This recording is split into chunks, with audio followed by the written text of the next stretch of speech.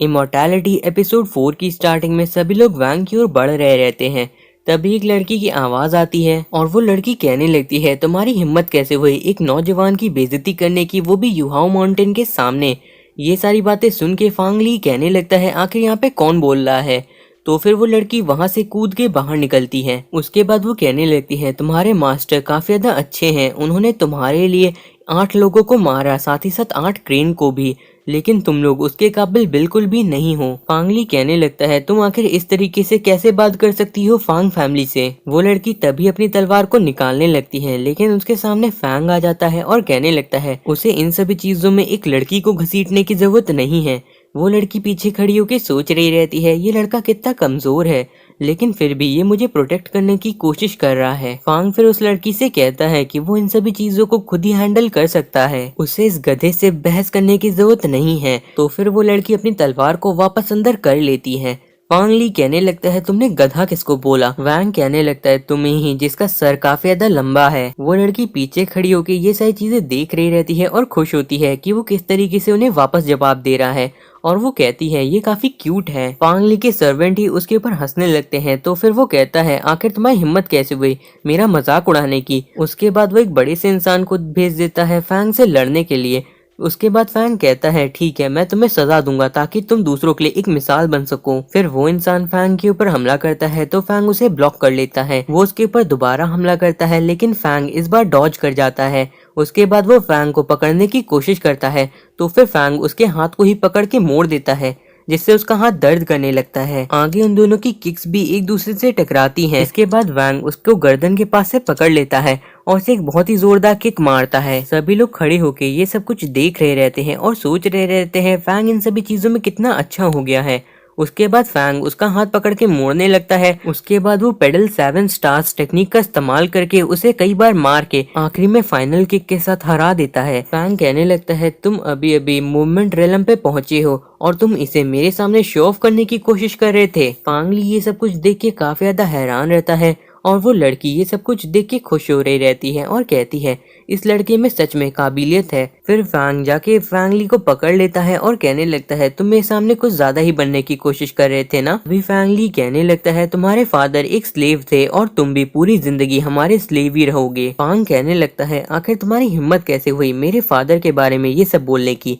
उसके बाद वो उसे जमीन पे गिरा के अपने पैर उसके मुंह पे रख देता है। फांग ली मदद के लिए चिल्लाने लगता है तो एक इंसान फैंग के ऊपर हमला करने आता है, लेकिन फैंग उसकी गर्दन के ऊपर अपना हाथ रख देता है तो वो रुक जाता है। फांग फिर कहने लगता है, उसके फादर ने उससे एक बार कहा था कि एक बेगर बनना ज्यादा अच्छा है एक गुलाम बनने से। फिर वो फांग ली को सभी को दिखाता है और कहता है, इससे पहले कि तुम लोग किसी और को बुली करो, आज के दिन को याद कर लेना। वो लड़की ये सब कुछ देख के सोचने लगती है, ये लड़का तो बिल्कुल मेरी पसंद का है। तभी उनमें से एक इंसान कहने लगता है, वो लोग अभी भी फैंग से ज्यादा है काउंटिंग के अंदर और उन्हें उससे डरने की जरूरत नहीं है।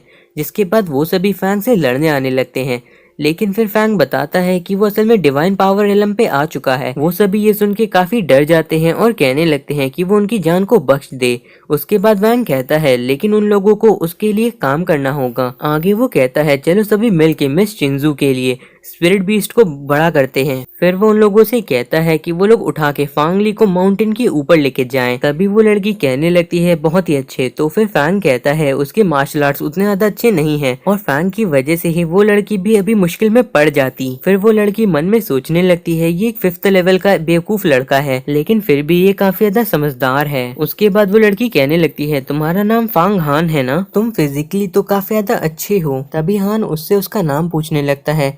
तो फिर वो लड़की बताती है कि वो कमांडरी प्रिंसेस है होंग यी। होंग यी फिर बताने लगती है कि इस माउंटेन के ऊपर वो भी आई है सीखने के लिए। हान कहता है, तब तो वो एक तरीके से प्रिंसेस हुई ना, तो आखिर उसके साथ काफी सारी कैरेजेस और सर्वेंट वगैरह क्यों नहीं है। तो फिर होंग यी कहने लगती है, क्या एक प्रिंसेस के लिए सर्वेंट होना जरूरी है। वैसे भी युहाओ सेक्ट के अंदर और भी बहुत सारी बड़ी बड़ी फैमिलीज है, उनके सामने तो होंग यी एक नॉर्मल सी एवरेज लड़की है। आगे वो हान को बताती है, उसके मास्टर ने उसे जो स्पिरिट बीस्ट टोकन दिया है उसे ब्लड सैक्रिफाइस की जरूरत होती है, और तुम जैसे ही उसके ऊपर अपना ब्लड डालोगे तुम उन क्रेन्स को कंट्रोल कर पाओगे। हान सोचने लगता है, ये तो सच में कमाल का है। हान तभी कहने लगता है, तब तो स्पिरिट बीस्ट टोकन एक काफी ज्यादा ताकतवर ट्रेजर हुआ ना, लेकिन फिर होंगी बताती है ऐसा बिल्कुल नहीं है, ये तो असल में सबसे छोटे लेवल का टेलिस्मैन है। टेलिस्मैन को डिवाइड किया गया है मैजिक, मिस्टिकल, वैल्यूएबल, ताओइस्ट और साथ ही साथ फेरी पे। और अगर वो कभी किसी ऐसे इंसान से मिला जिसके पास एक फ्लाइंग स्वॉर्ड है और साथ ही साथ एक फेरी आर्टिकल है,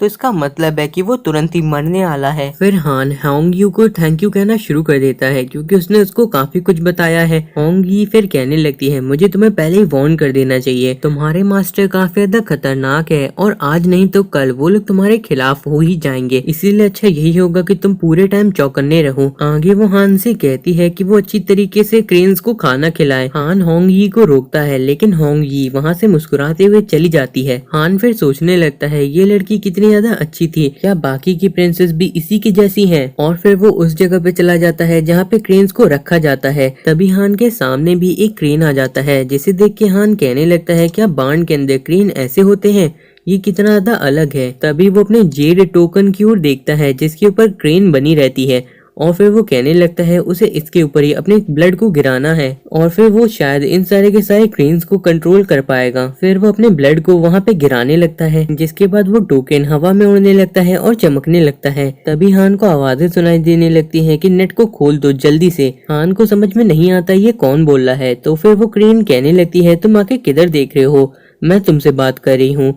हान कहने लगता है क्या तुम सच में बोल सकती हो, लेकिन फिर वो कहता है कि वो जल्दी ही नेट को खोल देगा और उसे यहाँ से जाने देगा, लेकिन क्या बदले में वो उसको अपने ऊपर बैठ के सवारी करने दे सकती है। ये सुन के वो क्रेन कहने लगती है तुम्हें पहले मुझे अच्छी तरीके से हर रोज खाना देना होगा। हान कहता है वो अपनी पूरी कोशिश करेगा उसका अच्छे तरीके से ख्याल रखने की। तो फिर वो क्रेन कहने लगती है अभी के अभी इस नेट को खोल दो क्योंकि मुझे जल्दी से जाना है एक वॉक के लिए। हान अपने टोकन का इस्तेमाल करता है जिसके बाद वो नेट खुल जाता है और सारे क्रेन वहाँ से उड़ने लगते हैं। हान के सामने वाला क्रेन कहने लगता है मुझे लगता है कि तुम काफी अच्छे इंसान हो और अब से मैं तुम्हारी और भी ज्यादा मदद करने की कोशिश करूंगा। तो फिर हान उसे थैंक यू कहने लगता है और उसके बाद वो कहने लगता है मुझे आपकी तरह ही हवा में उड़ना है, मैं हवा में आपके साथ उड़ना चाहता हूँ। तो फिर वो क्रेन कहती है ये काफी ज्यादा होगा लेकिन ये मेरे मूड के ऊपर डिपेंड करता है। उसके बाद वो वहाँ से उड़ के चला जाता है। हान सोचने लगता है क्रेन्स का ख्याल रखना इतना भी आसान नहीं है।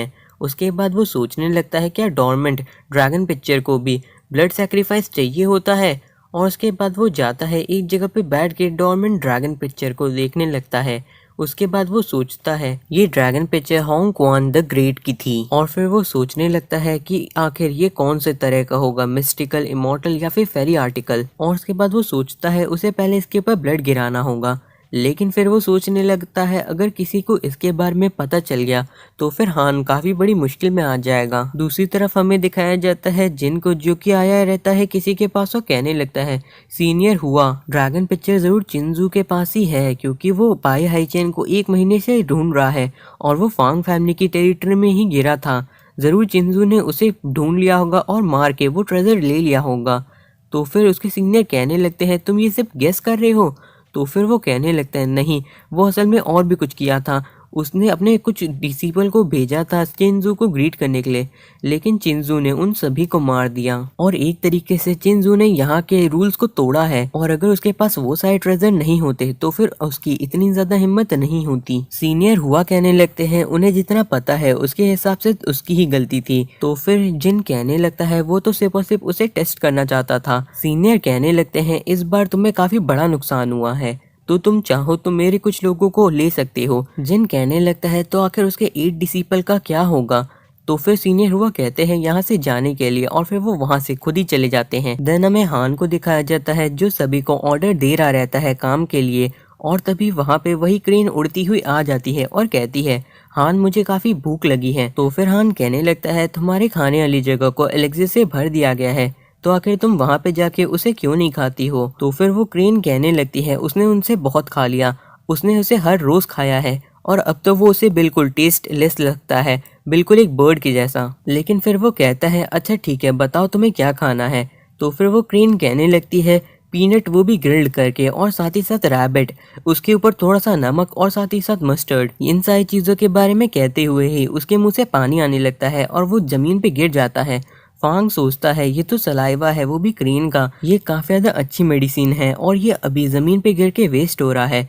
फिर वो कहने लगता है अगर तुम मुझे अपने साथ उड़ा के यहाँ से ले जा सको तो हम लोग हंटिंग कर सकते हैं, जिसके बाद मैं तुम्हारे लिए बारबेक्यू बना दूंगा। क्रेन ये सुन के खुश होने लगती है और कहती है क्या सच में?